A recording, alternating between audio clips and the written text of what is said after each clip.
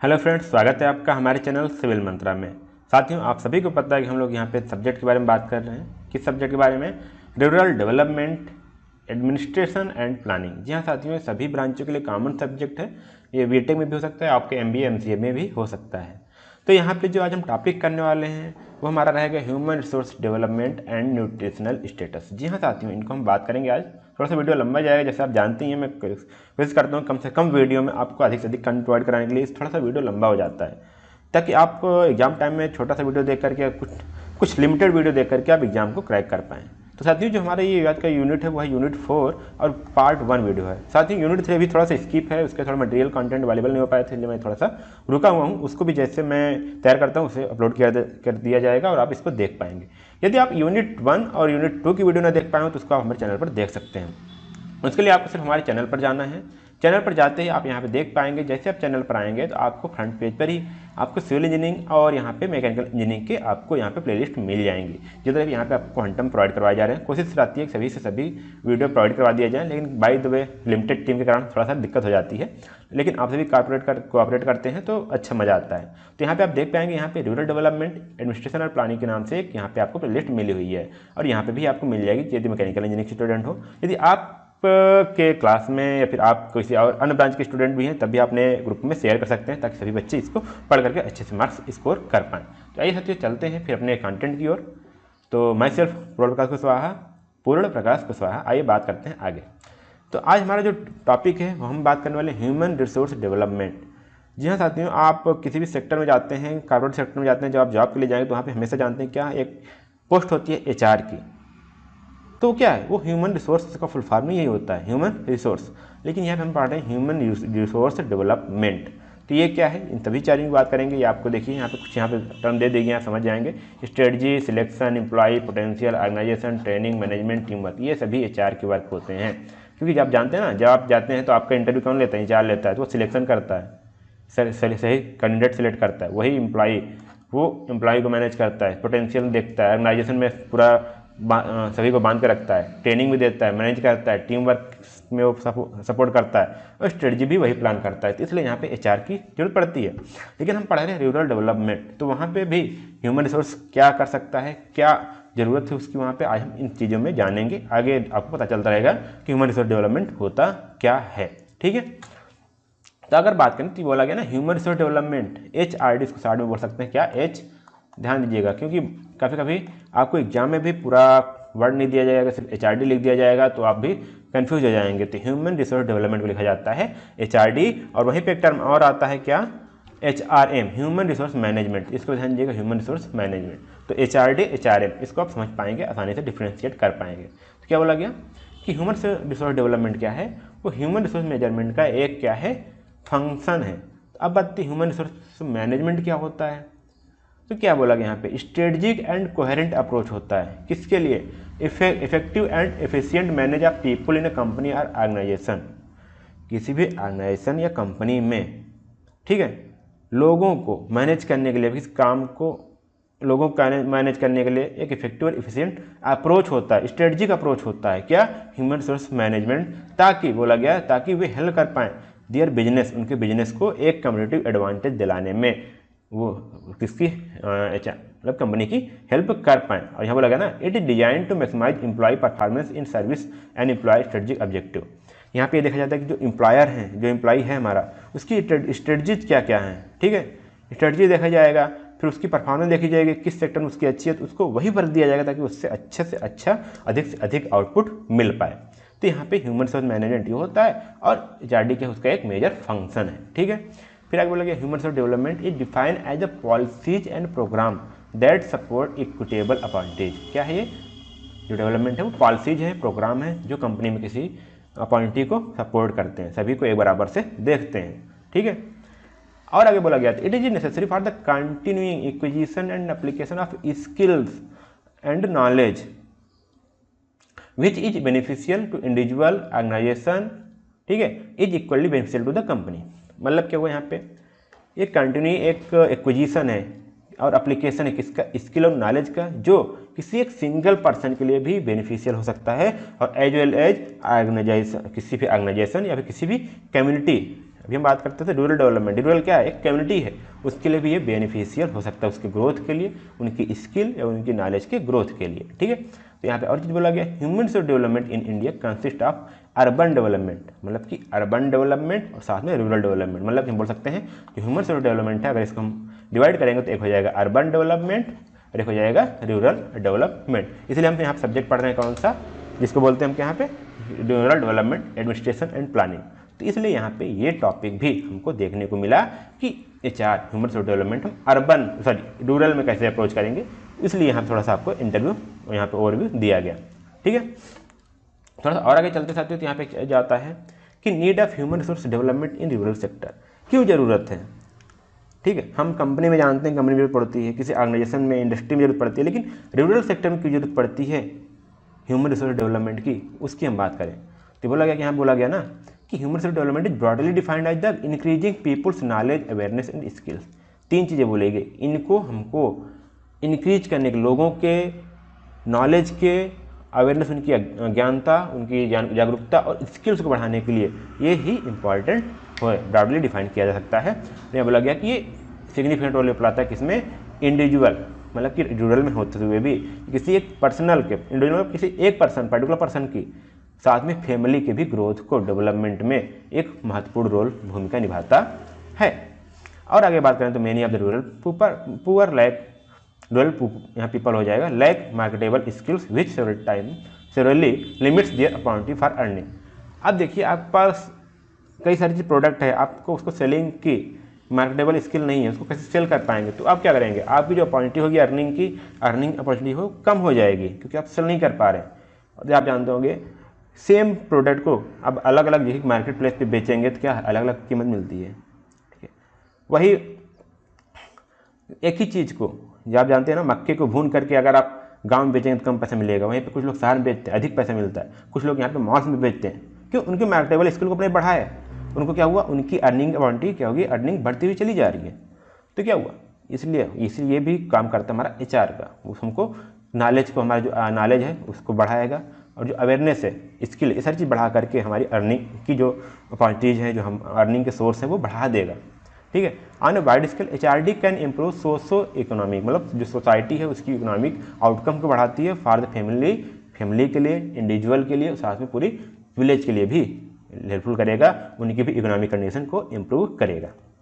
देखिए आप गांव में हैं, गांव वालों को पता नहीं कि हमको इस अनाज को कहाँ बेचना है। अब वो क्या हुआ, गांव का व्यक्ति जो है उसमें से कोई व्यक्ति बाहर गया, अच्छा देखा यहाँ पे वही रेट, वही सामान इस रेट का यहाँ पे और रेट में बिक रहा है, हमारे गाँव में कम पैसे में बिकता है, तो वो पहले गया वहाँ पे बेचा, उसको फायदा हुआ, हाँ देखा फायदा हुआ, तो क्या हुआ, पहले फैमिली बताएगा, भैया आज से फैमिली बताएगी कि हम अगले फसली वर्ष से हम सारी जो सब्जियां हैं, जो ये अनाज है वहाँ पे बेचेंगे। फिर उसको फायदा मिला, फिर गांव के आस पड़ोस के भी लोग सुने तो वो भी वहाँ पे गए, तो दूसरी मार्केट में गए, तो थोड़ा गांव से जब हट के गए उनको अर्निंग हुई, तो ये बोला गया ना कि साथ में फैमिली के साथ साथ पूरे इंटायर विलेज के भी सोशो इकोनॉमिक कंडीशन को या उनके आउटकम्स को बढ़ाता है, इंप्रूव करता है।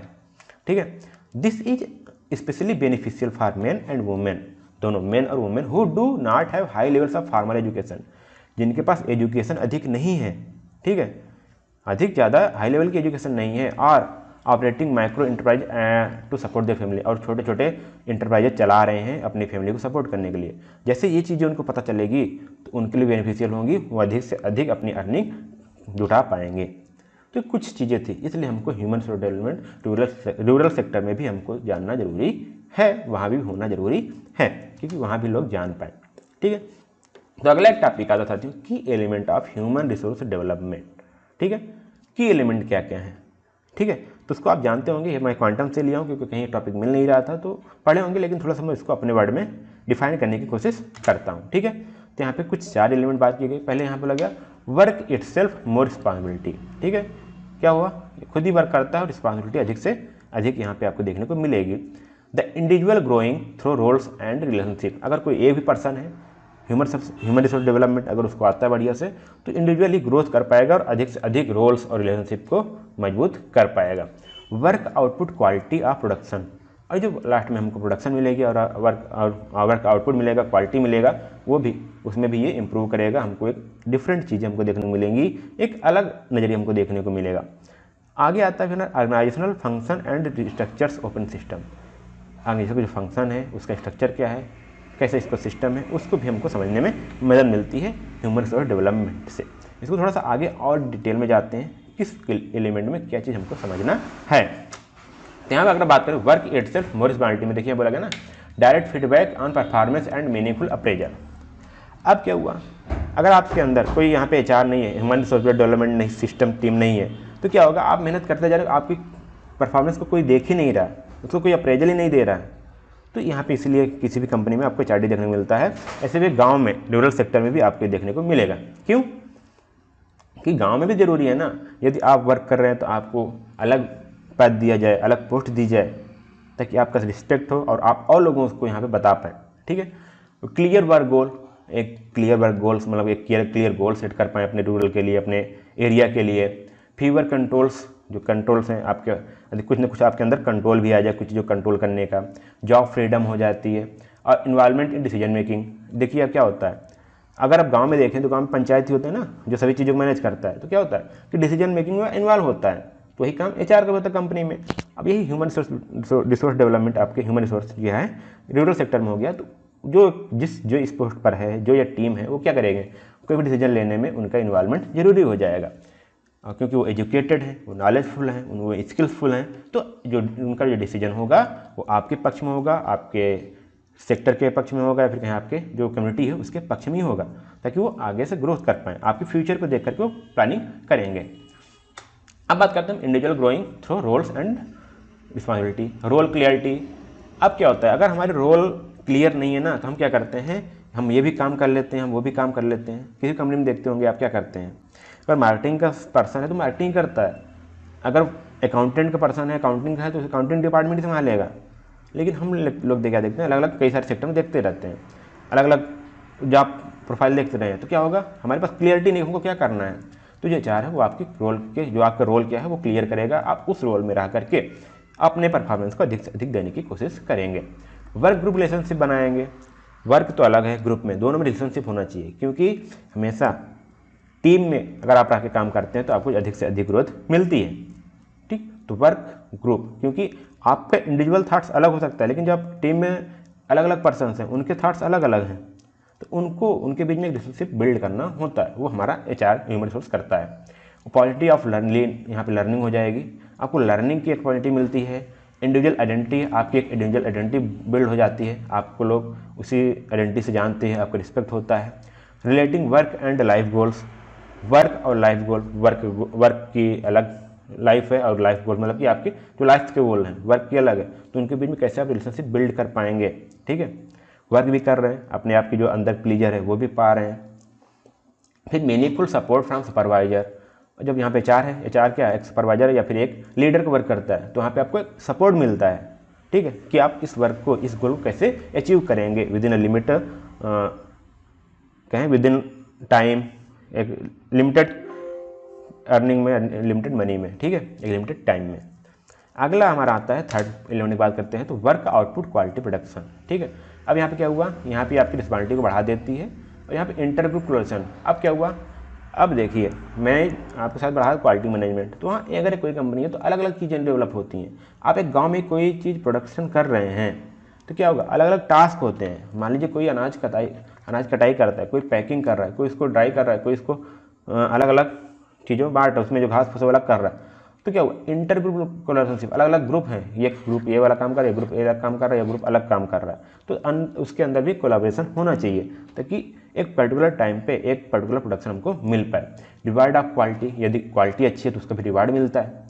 यदि आप ही बने हुए हैं, आपके ऊपर कोई नहीं है, तो वो आदमी देख नहीं पाएगा, और आपको रिवार्ड नहीं मिलेगा ना, तो आप एक टाइम में आएंगे डीमोटिवेट हो जाएंगे कि मेरे वर्क को कोई अप्रेजल नहीं कर रहा है, कोई प्रोत्साहन नहीं कर रहा है, किसी कोई प्रशंसा नहीं कर रहा, तो अंदर अंदर डिमोटिवेशन आने लगता है। फिर आपका गोल अटेनमेंट, आपको गोल भी अटेन करने होते हैं, गोल आपको आसानी से अचीव हो जाते हैं। ठीक है, फिर अगला हमारा आता है organisational function and structures open system. ठीक है, अब यहाँ देखिए क्लाइमेट फॉर क्रिएटिविटी। अब देखिए अगर ऑर्गेनाइजेशन कोई स्ट्रक्चर है तो वहाँ पे आपको एक क्रिएटिविटी मिल जाएगी, मतलब कि एक ओपन माइंड मिलेगा, ओपन सिस्टम मिलेगा, ताकि आप वहाँ पे अपनी क्रिएटिविटी दिखा पाएँ।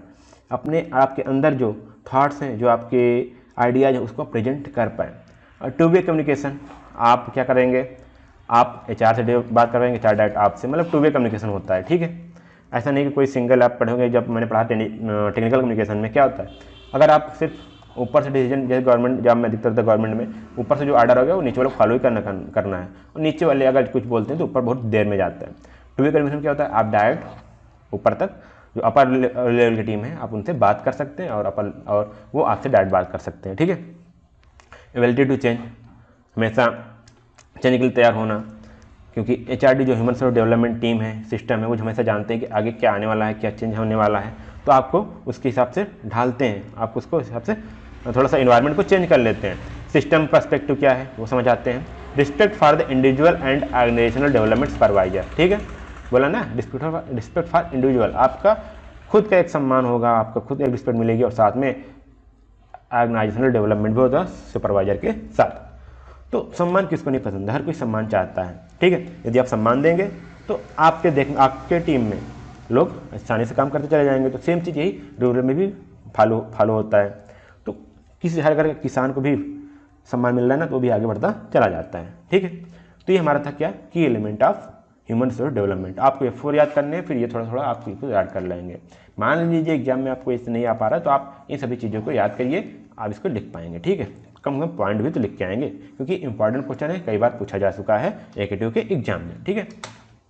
अब बात करते हैं dimension of human resource development, ठीक है, HRD।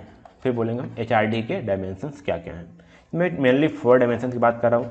आपको याद होगा पहले हमारे यहाँ एक इंडिया में ही एक मिनिस्ट्री होती थी, ministry of human resource development. वो आप क्या करती थी, आपकी एजुकेशन को देखती थी, हेल्थ को देखती थी, किसको कहाँ ट्रेनिंग देनी है, स्किल डेवलपमेंट, आपके वो अलग अलग डिपार्टमेंट बना दिए गए। लेकिन पहले MHRD होता होगा। MHRD का नाम सुने होंगे यदि आप AKTU के स्टूडेंट हैं, या फिर MHRD चैनल देखेंगे जहाँ पे आपको एजुकेशनल चैनल मिलते हैं, एजुकेशनल वीडियो मिल जाते हैं, यूट्यूब मिल जाएंगे।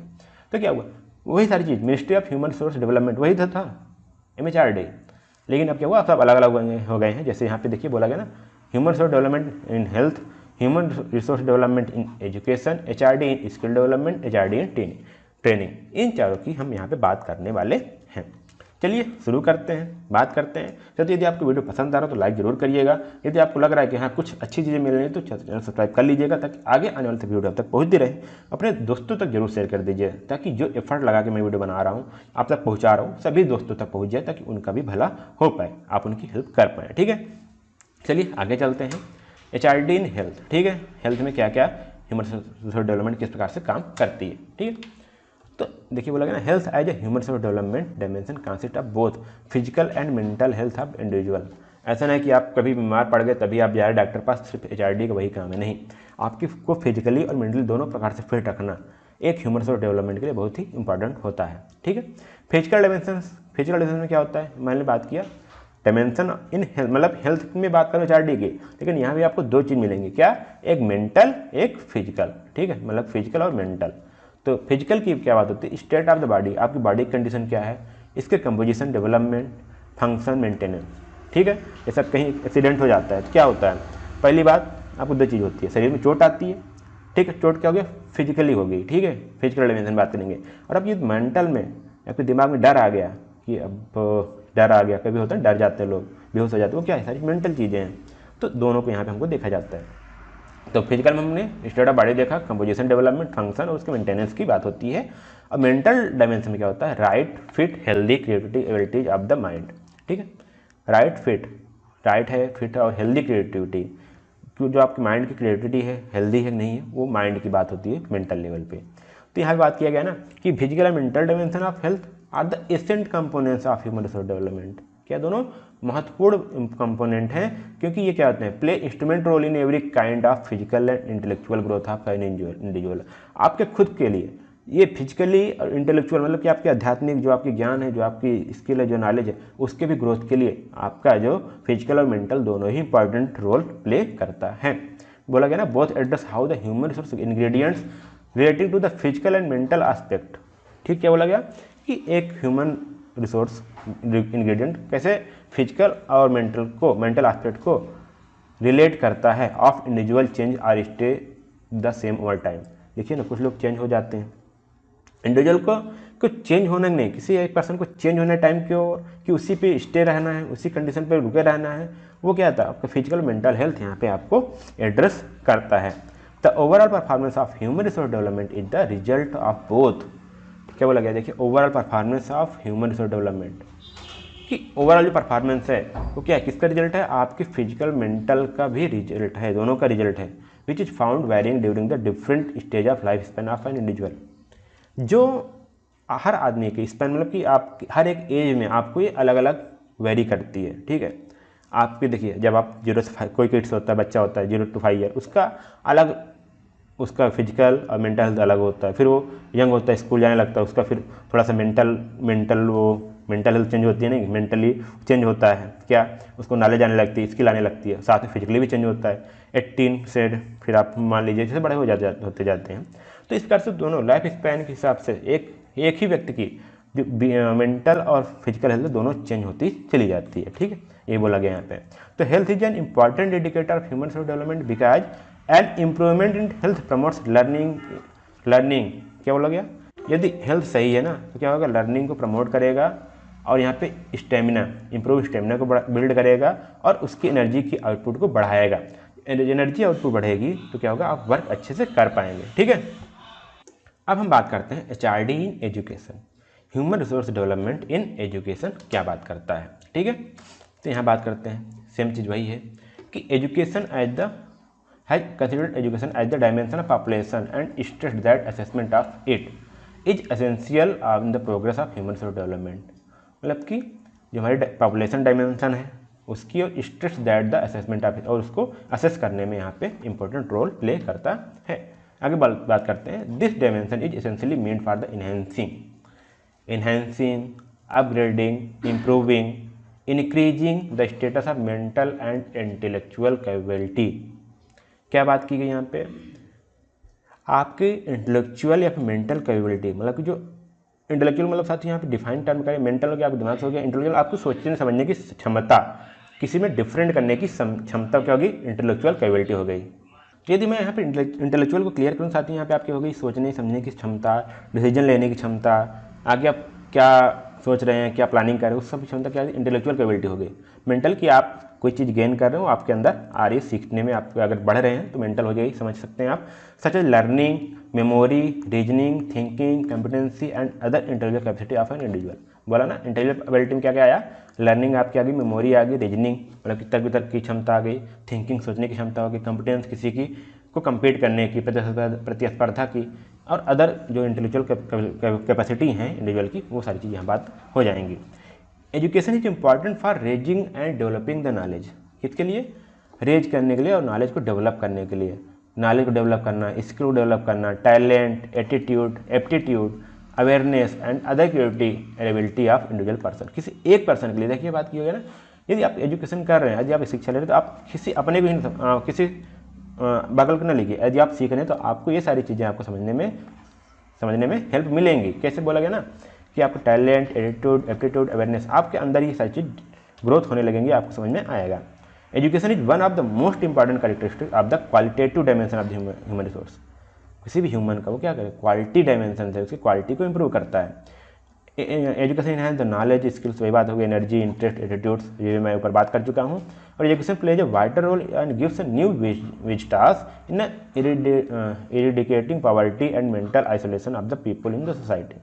क्या पॉवर्टी को भी कम करने में बहुत ही वाइटल रोल भूमिका निभाता है। यदि कोई भी आदमी एजुकेटेड है तो आप देखेंगे उसको धीरे धीरे आगे बढ़ता हुआ चला जाता है। आगे मतलब कि उसकी condition, standard of living change होती चली जाती है, क्योंकि उसके अंदर वो एबिलिटी आ जाती है, वो अपने मेंटल जो बोलेगा मेंटल की रूप से भी वो इनेबल हो जाता है, कैपेबल हो जाता है। तो हमारा हो जाता है HRD इन एजुकेशन। अब इसके स्क्रीनशॉट लेते रहिएगा। कोशिश करता हूँ PDF प्रोवाइड करवाने का, यदि नहीं हो पाता है पूरा, अगर 5 मिनट तैयार हो जाए तो मैं यहाँ पे आपको डिस्क्रिप्शन बॉक्स में आपको लिंक दे दिया जाएगा PDF का, ताकि आप एग्जाम के कुछ दिन पहले आप इसको डाउनलोड करके रिवाइज भी कर पाएँ।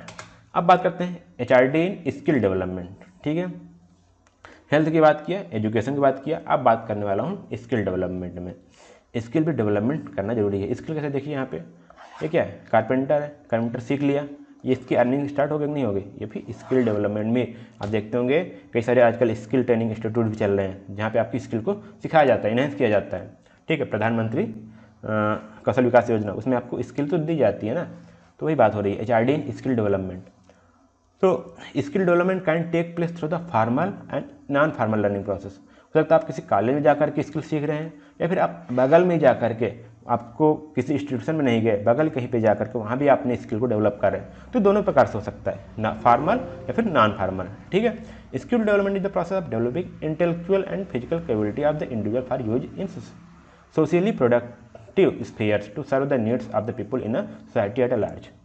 यहाँ समझ में आया कुछ? आपको जो इंटेलेक्चुअल कैपेबिलिटी है, फिजिकल कैपेबिलिटी है, वो थोड़ा सा इंक्रीज होती है। अब उसको यूज कहाँ कर रहे हैं? लोगों की जो नीड्स है, जो ज़रूरतें हैं, उसको पूरा करने में उसको लगा रहे हैं, उसको यूज कर रहे हैं, ताकि आप किसी लार्ज स्केल पे, देखिए बोला गया ना, in society at large, large scale पे उसको आप इन्हेंस करके उसको यूज कर रहे हैं। तो हमारी हो गई स्किल। स्किल आप देंगे, किसी की सेवा करेंगे तो आपको अर्निंग तो मिलेगी। Skill development is qualitative dimension of human resource development. ध्यान दीजिए कौन सा है? क्वालिटेटिव, आपकी क्वालिटी को इंप्रूव कर रहा है। और skill development is important for the developing knowledge. सारी चीज़ वही फिर रिपीट कर दी गई, ऐसा कुछ नहीं है। आप ऐसी चीज़ देख सकते हैं ना, वो आप लिख सकते हैं, राइट डाउन कर सकते हैं, क्योंकि जब भी आप स्किल डेवलप होगी तो ये सारी चीज़ें होनी है।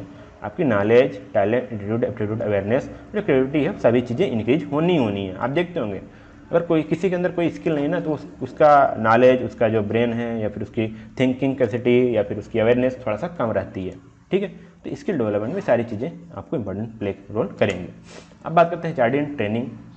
हमारी स्किल तो हो गई आपके अंदर, ट्रेनिंग की क्यों जरूरत पड़ी? अगर आपको ट्रेनिंग नहीं लेंगे ना, तो आप एक लेवल पर जाकर के रुक जाएंगे। ठीक है, इसलिए आपको ट्रेनिंग भी देना जरूरी पड़ जाता है। देखिए ट्रेनिंग क्या बोला गया, ये भी क्वालिटेटिव इंटरवेंशन है। Training helps in the development of experience, knowledge, talent. ठीक है, आपकी अनुभव को बढ़ाता है, नॉलेज को फिर से बढ़ाता है।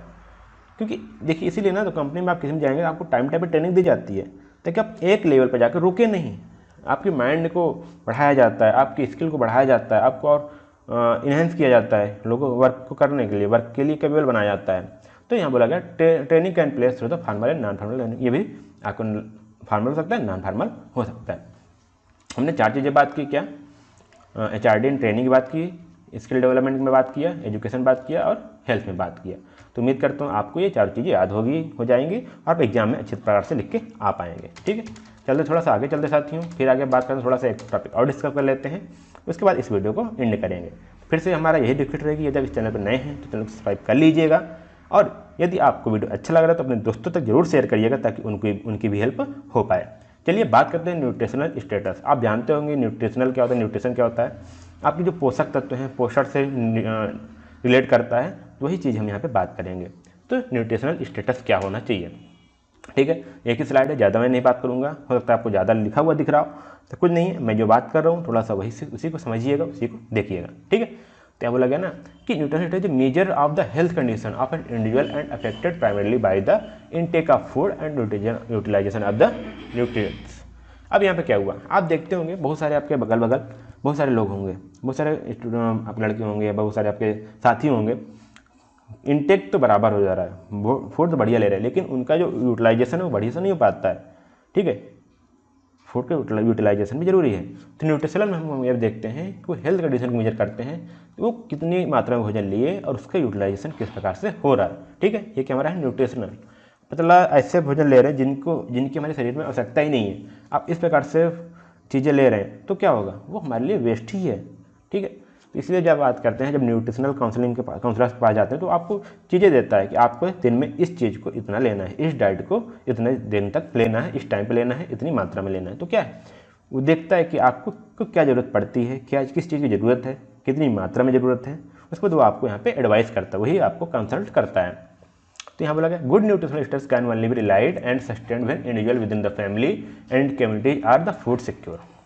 क्या बोला गया यहाँ पे, फैमिली या फिर जो हमारी कम्युनिटी है, तभी यहाँ पे गुड न्यूट्रिशनल स्टेटस हो सकता है। रिलाइज मतलब महसूस होगा, उसकी जरूरत पड़ेगी, या फिर सस्टेन किया जा सकता है जब वो फूड सिक्योर, मतलब वो भोजन की ओर क्या है, थोड़ा सा चिंतन है, या फिर उनके थोड़ा सा जागरूक हैं, अवेयर हैं कि भोजन कैसे लेना है, क्या लेना है, कब लेना है, ठीक, कितनी मात्रा में लेना है।